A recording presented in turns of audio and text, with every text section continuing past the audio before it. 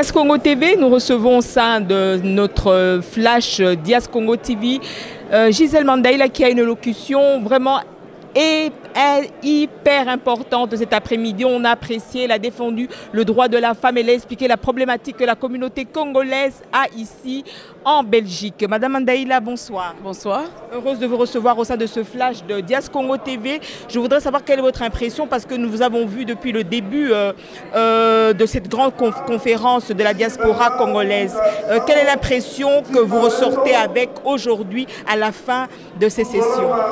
Ouais, d'abord, je voulais saluer en fait l'initiative prise et j'espère que c'est une initiative qui va continuer parce que, comme je l'ai dit tout à l'heure, il y a eu beaucoup de tentatives qui sont faites pour essayer de restructurer la communauté congolaise et bon, ça a échoué, mais j'espère que bon, voilà, cela n'a pas fatigué les gens et moi en tout cas non.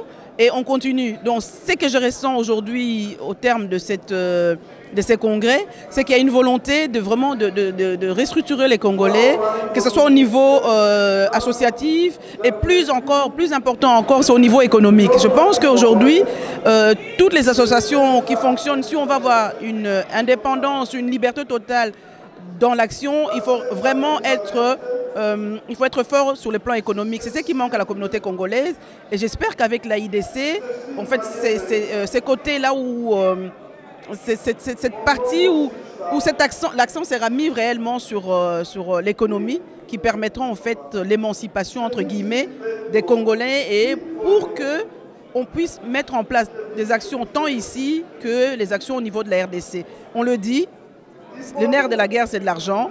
On aura beau faire des structures, tant qu'il n'y a pas de moyens, tant qu'il n'y a pas de moyens financiers, tant que l'économie ne se met pas en place, ben voilà, on échouera. Et donc, moi, je pousserai vraiment pour que le volet économique soit mis en exergue et soit vraiment le moteur, le fer de lance de cette association. Oui, Madame Mandaïla, vous n'avez pas présidé l'une des commissions, mais vous avez déjà une expertise en politique, vu que vous œuvrez dans la politique belge. Est-ce qu'il n'y aurait-il pas possibilité de faire des propositions par rapport à votre expérience, à la communauté qui se trouve au sein de l'association des Congolais de la diaspora, afin que ça puisse nous aider aussi à évoluer et aller de l'avant? Moi, je reste à disposition, comme je l'ai dit, par rapport à l'expertise que j'ai. Donc voilà, je ne demanderai pas que l'AIDC vienne vers moi pour apporter mon expertise, mais j'irai dans l'AIDC avec l'expertise que j'ai et pour essayer de faire avancer les choses, des propositions sur le plan politique, modeste proposition, parce que bon voilà, je n'ai pas la science infuse, mais j'ai une petite expérience que je mettrai franchement au service de l'AIDC, avec ou sans leur demande. Je sais que par rapport à vos responsabilités, vous n'avez pas vraiment le droit de vous impliquer un peu plus par rapport à la politique en RDC. Mais quelle est la lecture que vous avez actuellement? Parce que nous savons que le peuple congolais, le politique congolais actuellement a besoin de l'alternance. Et alors par rapport à la lecture de la politique, la manière à laquelle elle est en train d'évoluer en RDC, croyez-vous que nous allons y arriver d'ici là? D'abord, je voulais rectifier. Ce n'est pas parce qu'on fait de la politique en Belgique qu'on n'a pas droit de pouvoir en fait, analyser la politique congolaise. Les autres parlementaires belgo-belges le font. Georges Dalman le fait, Olivier Menguer le fait. Pourquoi est-ce que nous, les Congolais d'origine, on ne pourrait pas le faire? Ça, c'est en fait l'erreur que les Congolais font en disant, voilà, nous sommes des Congolais, nous sommes des politiques belges, nous ne pouvons pas nous impliquer dans la politique congolaise. Non, c'est faux. On peut et je le fais quand c'est nécessaire. Ben voilà, moi j'interpelle mon président de parti, j'ai fait des propositions, des résolutions quand j'étais au Parlement par rapport à la question des femmes, par rapport à la question de violence et par rapport à la politique congolaise, je continuerai à le faire. La lecture que j'ai aujourd'hui, est-ce qu'il va y avoir une alternance? J'espère qu'il y aura une alternance, mais malheureusement, force est de constater que les choses vont mal. On est parti du premier dialogue, il y a d'abord la Constitution qui n'est pas respectée aujourd'hui. Il y a eu le premier dialogue, deuxième dialogue, et au terme de ce deuxième dialogue, on espérait que voilà, au mois de décembre, il y aurait des élections.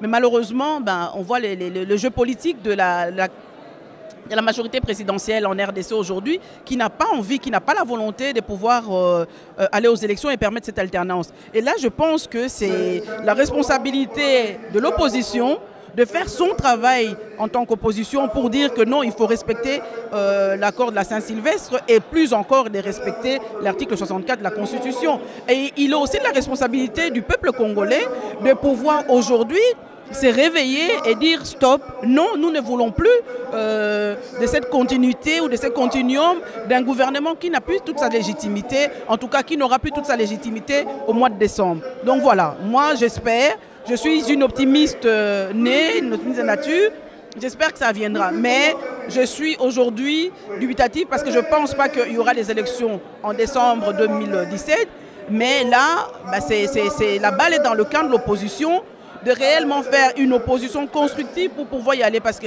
quand on regarde aujourd'hui cette opposition, bah c'est une opposition qu'on m'excuse, c'est une opposition qui va à la mangeoire et qui aujourd'hui laisse le peuple sur le bord du chemin. Et ça, c'est pas possible. Moi, je suis une femme. Je suis éprise de la démocratie depuis longtemps et de la justice. Je ne peux pas tolérer, je ne peux pas accepter aujourd'hui que la classe politique congolaise laisse comme ça sa population sur le bord du chemin. Sur le plan économique, on voit qu'il n'y a rien, rien ne va. L'inflation, je ne sais pas combien elle se calcule aujourd'hui. Le taux de chômage est élevé, le social ne suit pas. Et comment est-ce qu'on peut être fier de régner comme ça sur des ruines?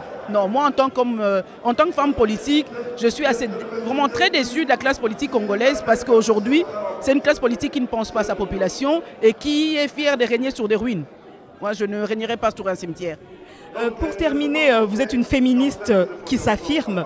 Je voudrais que vous puissiez un peu donner votre aperçu par rapport à la représentation féminine au sein de la classe politique congolaise. Nous voyons qu'outre-cieux, ça évolue, disons, légèrement. Il y a un pays que ça peut un peu léser certains Congolais, mais on voit qu'en politique, par exemple au Rwanda, il y a plus de 50% de femmes qui participent au pouvoir. Nous voyons outre-cieux une représentation minimum de 30%.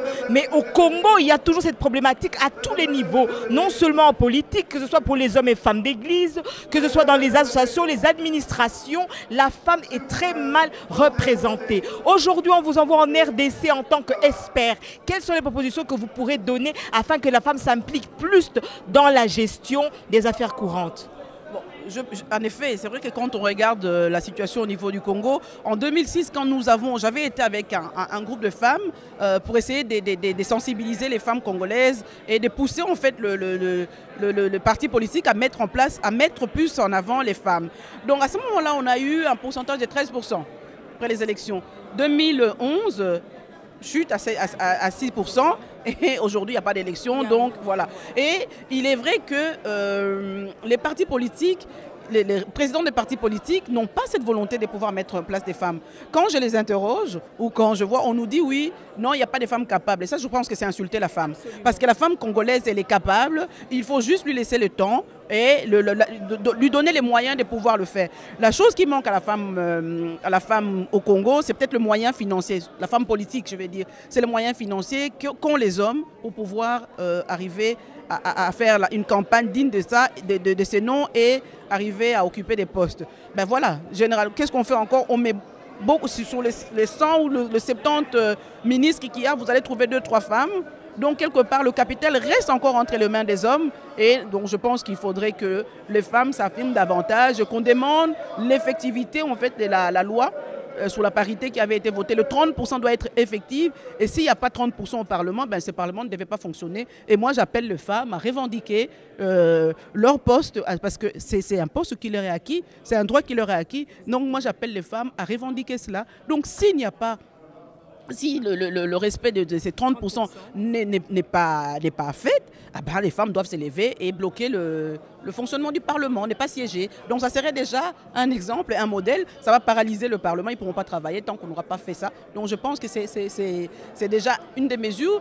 Et c'est un combat de longue haleine et comme je l'ai dit souvent aux femmes, les hommes ne vont pas nous laisser la place. Donc c'est à nous d'aller chercher, c'est à nous de nous battre pour pouvoir revendiquer et récupérer ce qui nous est dû. Parce que bon, là, c'est un droit et il faut nécessairement qu'on se batte pour ça. Et ben, à des femmes, c'est vrai que je n'aime pas trop ça, dire que non, les femmes doivent voter femmes, mais on n'a pas le choix. Aujourd'hui, moi, j'appelle les femmes congolaises à voter les femmes. Et demain, quand l'équilibre sera atteint, ben voilà, à ce moment-là, on votera pour la personne qu'il faut. Mais il faut voter la femme, mais bien sûr, il faut voter la femme qui est compétente. Il ne faut pas non plus aller voter n'importe quelle femme. Il faut voter la femme qui est compétente et lui donner la chance de pouvoir accéder. Parce que qui mieux qu'une femme peut connaître le problème, par exemple, d'accouchement d'une femme? Les hommes vont en parler, mais il n'y a qu'une femme qui sait mieux qu'une autre femme qu'est-ce que c'est que l'accouchement, c'est que c'est excusez-moi, avoir des menstruations et les douleurs que les femmes ont. Ce n'est pas un homme, on va lui expliquer, il va dire oui, mais il n'y a que les femmes qui peuvent parler. Aujourd'hui, quand je vois le taux de mortalité, de morbidité des femmes, des mères en couche, mais voilà, je pense que les hommes, oui, ça leur passe, mais c'est la femme qui doit porter ça. Et c'est à nous d'aller revendiquer, c'est à nous d'aller récupérer notre droit. Merci bien. C'était Madame Gisèle Wandaila qui est l'une de nos représentantes au sein de la communauté, disons, d'origine congolaise, mais qui œuvre dans la politique belge. Merci bien. Merci à vous. Au café Yango. Oh, on est avant. Sous réserve. Yango te. Wana mavwanga. Bivungi sepesi bimavwanga. Oh, vous êtes au la raté. N'a pas de problème, tu sais. A connaît pas demande. Hémorroïde. Et vous dites, oh, diabète. Eh oh, nini, oh, le colosime, nini, rhumatisme. Et c'est ça. Tout ok. Bio café et au salation de lengue. Tomé la canne à bino yango. Force en beto. Danger. Maxi Bio, café original. Café original. Bande ko tomela yango pour la santé na biso. Ezali.